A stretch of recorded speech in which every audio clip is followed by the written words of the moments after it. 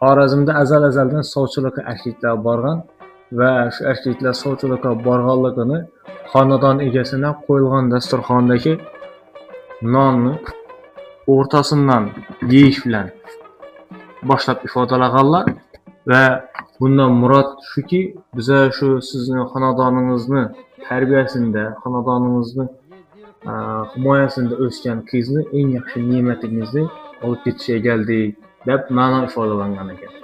Va agar shu kelgan sovchilar uy egasidan, xonadon egasidan ma'qul bo'ladigan bo'lsa, xush keldingiz, safo keltirdingiz degan jumla bilan qabul qilgan ekanlar. Ya'ni biza xursandmiz, siz kelganingizdan mamnunmiz degan jumla bilan ifodalangan.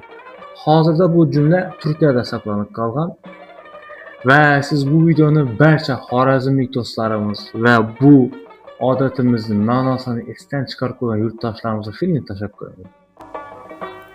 Çok olur bende armağanım, çok olur bende